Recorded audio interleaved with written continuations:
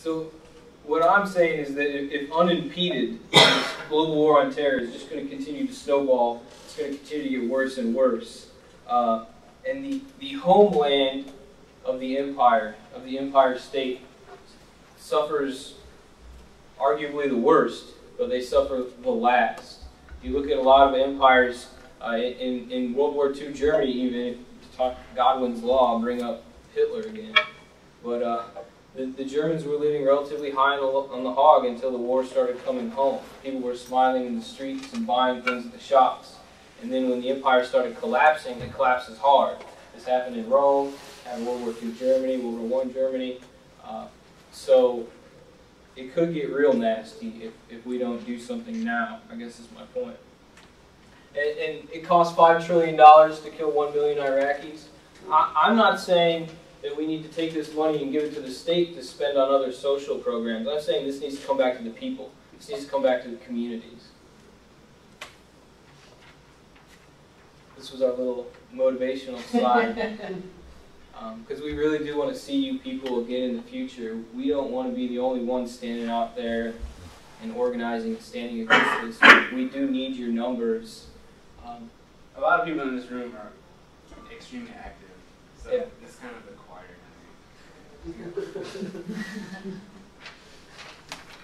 I think I've seen everybody in this room at some time. Methods of resistance. There's two primary methods of resistance. Wait, I'm sorry, before you get into this. We planned this before the Occupy thing blew up. I just want to say that too, because this seems kind of partially irrelevant now that all this is going on, but just want you to know that. Yeah, we planned on this like 2 months ago, and then the Occupy Wall Street thing broke out. It was more than 2 months ago. So. At least 2 months ago, okay. So the two primary methods of resistance are this. It's education and organization. We need to educate people that this is even going on, that it's not in their best interest that this global war is going on. So it's a problem of education. But then after everybody knows that's still not enough, we're going to need to organize. We're going to need to come together. And there's obvious reasons why you need to organize. Power in numbers, etc. And what Occupy Bono is doing right now is exactly what we need to be doing. Specific tactics for resisting the American empire. I just wanted to go over a few. You've probably heard of them before. One is counter-recruitment.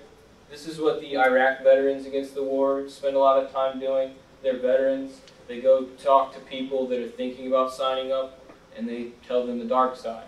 So counter-recruitment is very, very good use of your time if you're trying to resist the empire. Also, there's a group called Oath Keepers, where there's people in the police force, in the fire department, in the military, that have sworn allegiance to the Constitution, and they interpret the Constitution as prohibiting some of these wars.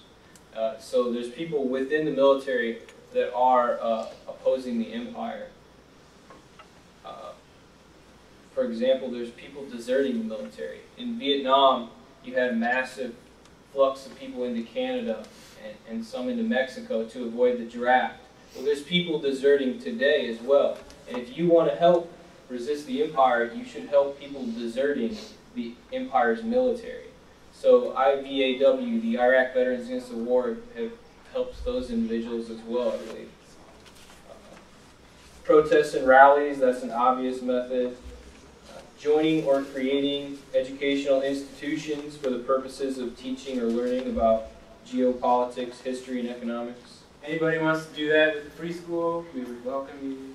Yes, the Common Action Free School is a perfect example of this. It's a grassroots educational organization, that education idea. Boycotts. That's another method that's been used extensively in history to resist things like this. Pick your company. Electoral politics is one method that people use. They think that we're going to be able to campaign the right guy into office, like Ron Paul. I know we have some Ron Paul fans here. They think Ron Paul, if we get him elected, he wants to end the wars. So electoral politics is a method that a lot of people use. And I would say to electoral politics personally. It's not going to do anything. As soon as Ron Paul gets elected, which he won't, if he did, he would be subject to the exact same forces that Obama is subject to, that Bush was subject to, that Clinton was subject to, that Bush was subject to, that Reagan was subject to, etc. How about John F. Kennedy? He got killed. So those are your options. You either go with the flow or you die. Or they put a scandal on you nowadays and stuff. Yeah. So don't vote. Just get in the streets. One thing I do have to say about the deserting thing, that's a highly punishable offense if you do desert, but there's other ways to get people out of the military. Like as far as if you can get like multiple psychologists to say, and they do overlook that, but if you can get multiple psychologists to say that this person has PTSD, that is one thing they use. There's other things like as far as like injuries, that type of thing. So I mean, if you got somebody that really wants out, you don't break both their legs. Right? Yeah, I've actually heard of that. Well, no, people actually do that because if you desert, like, it's punishable. You're screwed for the person that helps them out, like that's a highly punishable federal offense. Like death, yeah. During a time of war, it's punishable like death. And any of these we're not at war. No, right now you could be killed for deserting. Yeah, and if you assisted somebody in deserting, you would do for that time. Yeah, and that's a good point. I just want to reiterate that these are some things to consider. I'm not necessarily advocating. Oh yeah, I just wanted, just in case anybody's like, oh yeah. I'm just trying to list some common methods here, but that's a very good point. But it is really hard to get out of the military. I've had people try to get out with conscientious objector status. I just wrote a letter a few months ago for my friend Brock, who's trying to get conscientious objector status, and I think it was the most important thing I've ever written in my life because it was sort of a statement on his behalf to help him stop being forced to kill people. And he's still waiting to find out. It's super hard to get that. Yeah, I had a friend that converted to Jehovah's Witness in service, and they seemed like they kept him around to spite him almost. So he spent years trying to get out on conscientious objector. But that is a route people do go. So along with electoral politics, there's petitions, supporting anti-war candidates, lobbying. Another method is becoming that guy, become that person that everybody knows is anti-war. You kind of become a focal point and it spreads off you to your friends and family if you can compose good arguments. Counter institutions. The Common Action Free School is a great example of a counter institution, but it doesn't just have to be education. You can create institutions that are explicitly anti-war. Occupy Lono is a perfect example of a counter institution. It's grassroots self-organization, and that's what we need. The reason why we need to organize, which is the second prong, I talked about education and organization. You need to organize for this reason. With numbers comes power.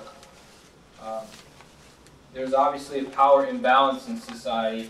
He who has the gold makes all the rules, the golden rule. Well, to correct that, we need to come together. This is just back to the electoral politics. I agree with Stefen on this one, and I've spent a lot of time. I created a local political party. Let's not even talk about it. Okay, yeah, sorry.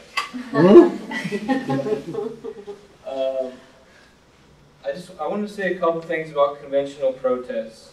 It's where conventional protest is when somebody grabs their sign, they go wave around for a few hours, and then everybody picks up and goes home. This happened in 2003 to protest the Iraq War, and millions of people across the world were protesting in the streets. Most people don't know about this, but millions of people have already protested the war on terror. It was the largest protest ever, and it was before the war even started. Exactly, and it was ineffective, and it got almost no media attention. So there are some pros and there's some cons to these conventional protests. Some of the cons is that we have these case studies in futility, like in 2003. Also, I think the sign tells the story. If you drive up to Chicago or you drive to Washington, D.C., you spend a lot of money in order to do this protest, and you might not always get a good return on your investment. There might be better methods, better ways for you to spend your money than driving across the country to hold a sign. But participating in these events can do wonders for the raising of your consciousness and for building solidarity with people. I'm personally a huge advocate of doing anything, whether it's standing on a corner by yourself holding the sign or whatever, because the more you do stuff, the more your consciousness is going to be elevated and the more you're going to do stuff. It's like a vicious cycle of consciousness raising. Wait, not vicious. It's an opposite of vicious. So that's one of the pros to these conventional protests. Also, there's visibility. The media does sometimes report on these, and it is helpful to the cause. The camaraderie that he's talking about, you get to network at these protests. So I'm not saying stop protesting. What I am saying is that it's not enough. It's not the only thing we can do, and it's not where we should focus all of our attention.